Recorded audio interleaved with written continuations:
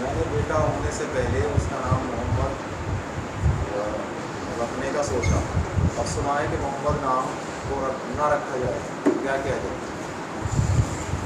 इनका सवाल यह है कि इनके बच्चा होने से पहले इन्होंने सोचा कि अगर बेटा होगा तो नाम मोहम्मद रखेंगे, और अब सुना है कि नाम मोहम्मद रखना नहीं चाहिए।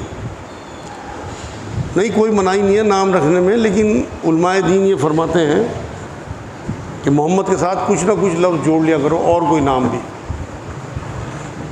क्योंकि बहुत से लोग बेहुरमती करते हैं नाम की। बच्चे स्कूलों में गालियाँ देते हैं एक दूसरे को। नबी अकरम सल्लल्लाहु अलैहि वसल्लम का तक़द्दुस देखो, कुरान में अल्लाह ने अपना प्रोटोकॉल बयान नहीं किया बल्कि नबी का प्रोटोकॉल बयान किया। ये जो मैं आपको आयत बता रहा हूँ कि अपनी आवाज़ों को नबी की आवाज़ों से पस्त रखना, ये नबी का प्रोटोकॉल है। तो इसलिए ये ज़रूरी है कि हम नबी अकरम सल्लल्लाहु अलैहि वसल्लम के नाम नामी का तक़द्दुस रखें और डायरेक्ट नाम ना रखें। मेरी भी राय यही है, साथ में कुछ ना कुछ जोड़ लें। नबी की निस्बत ज़रूर होनी चाहिए नाम के साथ। मान लो आपने कोई भी नाम रखा, आदिल रखा, अहद रखा, आप उसके साथ में मोहम्मद लगा दें या अहमद लगा दें, दोनों नाम नबी के हैं। लेकिन डायरेक्ट नाम न रखें, क्योंकि आपने मान लो बर्थडे केक काटना अपने बच्चे का, नाम मोहम्मद है, आपने नाम लिखवा दिया बर्थडे केक पे, उस पर आप छुरी चला रहे हैं, ये तो नहीं, आपका दिल ही नहीं गवारा करेगा। तो इसलिए बचें इससे, एक नाम साथ में जोड़ लें, उसी से पुकारा करें। एक कंपनी है फाइनेंस कंपनी, वो लोगों का सोना वगैरह गिरवी रखते हैं, लेकिन उसके लिए चेक करने के लिए कहा जाता है, तो वो चेक करने के एवज में कुछ पैसे देते हैं, तो क्या वो हमारे लिए जायज़ है? इनका सवाल यह है कि कोई सुनार हैं भाई, कोई फाइनेंस कंपनी है या बैंक वगैरह जो सोना गिरवी रखते हैं, उन्हें चेक कराने के लिए लाते हैं और उसके बदले में उन्हें कुछ ना कुछ पैसे देते हैं चेक कराने का। जाहिर सी बात है, मेहनताना। तो वो क्या इनके लिए जायज़ है? बिल्कुल जायज़ है भाई, क्योंकि आप तो अपनी मेहनत का पैसा ले रहे हैं, वो क्या कर रहे हैं आपको कोई मतलब नहीं है। इस तरह तो आपकी ज़िंदगी मुश्किल हो जाएगी। आपकी मान लो कॉपी या कागज़ों की या पेन की दुकान है, बैंक वाले आपको से लेने आए, तो आप क्या उन्हें मना कर दोगे मैं नहीं बेचता आपको? भाई वो क्या करेंगे उसका, वो सूद का काम लिखे हैं, कुछ ही करें, आपको कोई मतलब नहीं है। आपने अपना काम करना है। आपको अल्लाह ने एक सलाहियत दी कि आप सोना टेस्ट करके उन्हें बता रहे कि सही है या गलत है, तो आप उसके पैसे ले रहे हैं, बिल्कुल जायज़ है। ये जो बोली की कमेटी होती है, जायज़ है? इनका सवाल यह, बोली कमेटी क्या जायज़ है? बिल्कुल उलमाए दीन का इसमें मुत्तफ़क़ अलैह फ़ैसला है कि बोली कमेटी हराम है।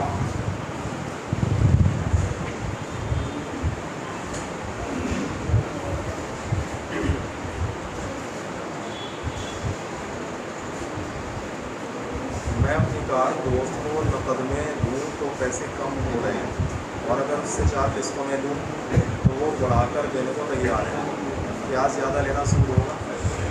इनका सवाल यह है कि कोई भी चीज़ अगर किस्तों में ली जाए तो वो महंगी मिलती है, क्या ये जायज़ है? असल में मुख्तसर सवाल ये है, वो कार हो, टीवी हो, फ्रिज हो। देखो जी, अगर आप किस्तों में कोई चीज़ ले रहे हैं किसी से और वो इंस्टॉलमेंट बांध रहा है, पैसे आपसे ज़्यादा ले रहा, कोई हर्ज नहीं है, इसकी इस्लाम में छूट है बिल्कुल। लेकिन ऐसा ना हो कि अगर वो किस्त टाइम पे ना दे और आप उससे उस पर डांट भरवाएँ, या उससे ये कहें कि भाई तेरी 1300 की किस्त थी, अब तूने टाइम पे नहीं दी, मैं तेरे से 1400 लूँगा। इस्लाम में डांट नहीं है, बस ये ध्यान रखें आप। बाकी बिल्कुल जायज़ है बात कि वो बढ़ा के पैसे ले सकता है, वो मालिक। अगर तो बैंक से ले किस्तों में? इनका सवाल ये, अगर बैंक से किस्तों पे लें, बैंक का पूरा निज़ाम सूद पे मबनी है, इसलिए वहाँ से आप नहीं ले सकते। बल्कि अगर कोई ताजिर है और वो इस तरह से मोटरसाइकिल या टीवी या फ्रिज या कोई भी चीज़ मोबाइल वगैरह किस्तों पे दे रहा है और 2 लाख की चीज़ 2,20,000 में या 10,000 में, तो उसके लिए जायज़ है। बैंक का सारा मामला जो है वो सूद पे मबनी है और वो फिर आपसे वसूल करते हैं। अगर आप टाइम पे उन्हें देते तो उनका चक्रवर्ती ब्याज, इस पे ब्याज पे ब्याज, ब्याज पे ब्याज, वो आपसे साइन कराते हैं। तो आप सूद के लिखने वाले भी हुए और देने वाले भी हुए।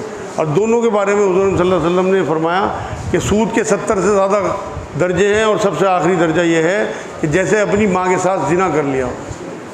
इंटरेस्ट के पैसे का क्या करें? जैसे सेविंग पे आ जाता है, बैंक देता है, सेविंग में इंटरेस्ट देता है, अकाउंट में आ जाता है, तो उसे निकाल के क्या करें, उसी में रखते रहते? भाई बेहतरीन तरीका तो है। इनका सवाल यह है कि सेविंग अकाउंट में जो सूद का पैसा आता है उसका क्या करें। बेहतरीन तरीका तो है कि आप अपने अकाउंट जो है वो करंट खुलवाएं, आप सेविंग अकाउंट खुलवाएं ना। लेकिन जो पैसा आ गया उसे या तो उसी में पड़ा रहने दें, अदरवाइज़ आप अपने पास से मदद कर दें उन पैसों को सोच के कि ये 20,000 रुपये हैं, किसी की मदद अपने पाक पैसों से कर दी और बाद में वो पैसे निकालिए। लेकिन ये भी बहुत हल्का दर्जा है। बेहतरीन तरीका तो है पड़े रहने दो, सूद लिखने वालों में भी ना हो, क्योंकि 4 दर्जे जो बयान हुए थे, सूद का लेने वाला, सूद का देने वाला, सूद का लिखने वाला, सूद का गवाह। और अगर हमें ये ना पता हो कि कितना पैसा है और हमने अंदाजे से छोड़ दो, अंदाजे से लगा दें, अंदाजे से छोड़ दो, कोई हर्ज नहीं है उसमें। एक भाई का सवाल है कि सुना है कि एक हदीस में है कि ऊँट में 10 हिस्से होते हैं और गाय में 7, क्या एक ठीक है? इनका सवाल यह है, कोई हदीस मुबारक इन्होंने पढ़ी है कि ऊँट में 10 हिस्से होते हैं और गाय में 7। भाई एक रिवायत तो ये मिलती है, मगर ये हदीसों के मामले में आपको एक तवातर देखना होगा कि सहाबा इकराम का क्या अमल था। एक भी सहाबी से बात साबित नहीं है कि वो 10 हिस्से करते हो। तमाम गाय में, ऊँट में 7 हिस्से होते थे और 7 ही हिस्से गिने जाते हैं आज भी। तो इस तरह की कोई रिवायत अगर किसी के सामने आती है और कोई उलमाए दीन या कोई मुफ्ती साहब उन्हें फतवा देते हैं तो वो उस पर अमल कर लें। मेरे नज़दीक तो 7 ही हिस्से होते हैं और कहीं किसी सहाबी से बात साबित नहीं है। अगर कोई सहाबी से कोई बात साबित कर दे कि उन्होंने 10 हिस्से गिने हो तो फिर हम भी उसे फॉलो कर लेंगे। क्या लड़कियाँ भी बाल कटवा सकती हैं? इनका सवाल है क्या लड़कियाँ अपनी बाल कटवा सकती हैं? बिल्कुल कटवा सकती हैं। असल में उनके 2 मुँहे बाल हो जाते हैं, ये बेकार की बातें हैं। कोई हदीस नहीं है कि लोहा नहीं लगना चाहिए, बाल नहीं कटवाने चाहिए। सिर्फ नबी अकरम सल्लल्लाहु अलैहि वसल्लम की तालीमात में ये बात मिलती है कि लड़कियाँ ऐसे बाल न कटवाएं कि वो लड़के नज़र आएँ, मतलब लड़कों की मुशाबहत ना हो कि वो दूर से देख के लगे कि लड़का है। बाकी अपने बाल छोटे करा लें, मतलब हल्के करा लें, 2 मुँहे बाल हों उन्हें छटवा दें, सारी जात। क्या हम गैर मुस्लिम को मकान या किराए पे दुकान दे सकते हैं जबकि वो वहाँ पे शिरक भी करता है और उनकी पूजा भी करता है? इनका सवाल यह है क्या गैर मुस्लिम को मकान या दुकान किराए पे दे दें जबकि पता है कि वो वहाँ पूजा भी करेंगे, शिरक भी करेंगे? भाई आपको कोई मतलब नहीं है इस बात से कि वो क्या करेंगे।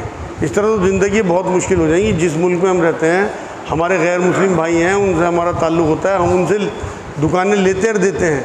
अगर आप इस तरह से बंदिशें लगाओगे तो वो फिर आपको भी नहीं देंगे। ये शिद्दतें इसीलिए बढ़ती चली जा रही। इस तरह की कोई भी बात नबी अकरम सल्लल्लाहु अलैहि वसल्लम ने नहीं फरमाई। आपने उन्हें किराए पे दे दी वक्ती तौर पे, वो उसके मालिक हैं उस वक्त, वो उसमें कुछ भी करें, या आप शर्त लगा दें कि भाई इसमें आप शिरक नहीं करेंगे। लेकिन अगर आपने शर्त नहीं लगाई तो वो कुछ भी करें। मैंने खुद मस्जिदों की दुकानें में लोगों को मूर्ति पूजा करते हुए देखा, कोई नहीं मना करता। तो इसलिए बेकार की शिद्दत इख्तियार करने से आपस में कशीदगियाँ पैदा होंगी। बिल्कुल अपने भाइयों की तरह उनके साथ आप डील करें। क्या मैयत के पास गुस्ल से पहले, उसको गुस्ल देने से पहले कुरान पढ़ सकते हैं? इनका सवाल यह है मैयत के पास गुस्ल से पहले कुरान पढ़ सकते हैं? हाँ, मैयत को अभी गुस्ल नहीं दिया, क्या कुरान पढ़ सकते हैं? हाँ बिल्कुल पढ़ सकते हैं अगर मैयत ढकी हुई है। वैसे तो असल में जनाबत तारी हो जाती है मौत के टाइम, इसीलिए गुस्ल दिया जाता है। तो इसलिए आप अगर मैयत ढकी हुई है कपड़े वपड़ों से तो कोई हर्ज नहीं है, पास बैठ के अगर आप कुरान दुआएँ मतलब कोई भी कुरान की दुआएं पढ़ें, कोई हर्ज नहीं।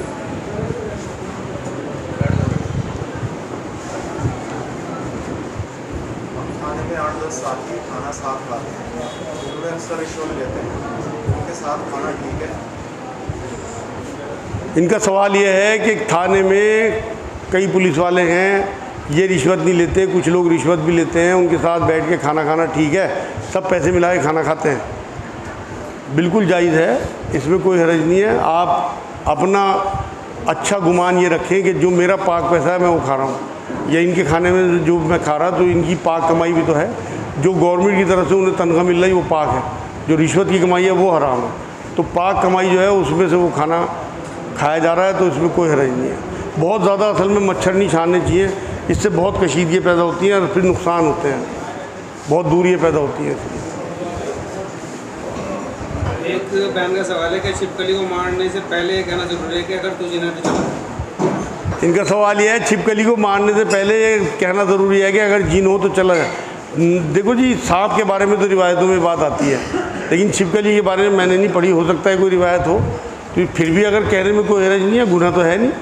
और ये तय है बात कि बिल्कुल ये जो जिन्नात होते हैं ये जानवरों की शक्ल में, हो सकता है छिपकली की शक्ल में भी आते हो, तो आपको एक जुमला कहने में क्या रह जाए मारने से पहले कि भाई अगर जिन्नात हो चले जाएँ। अक्सर वैसे तो ये बात तय है सांप के बारे में तो कि अक्सर वो गायब हो जाते हैं अगर जिन्नात हो।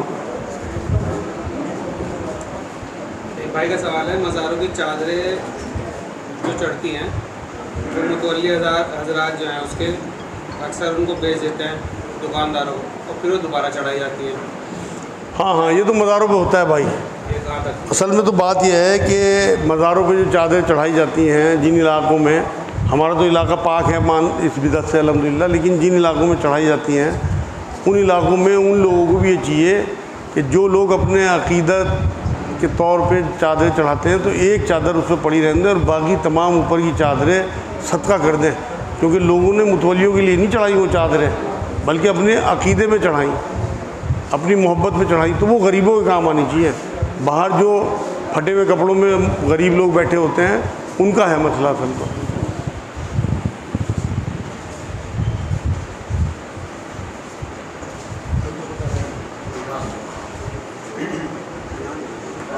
एक भाई का सवाल है, लोग नमाज के बाद सर पर हाथ रखकर आयतल कुर्सी या कोई भी दुआ पढ़ते हैं, तो क्या सर पे हाथ रखना ठीक है?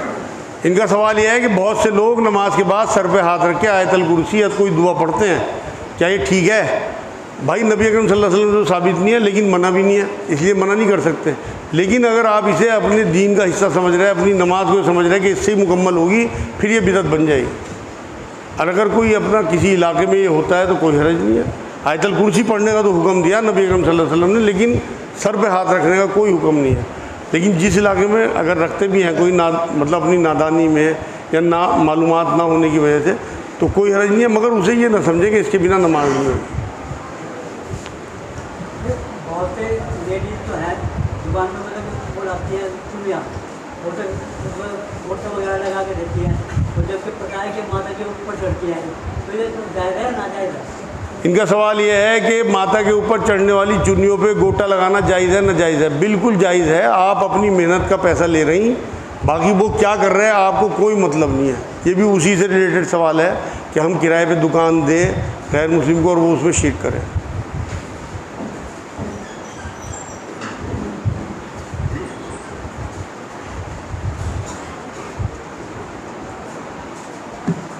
टाइम देख लो जी क्या हुआ। 10 बजने में 2-3 मिनट है। और किसी के जहन में कोई बात तो नहीं है?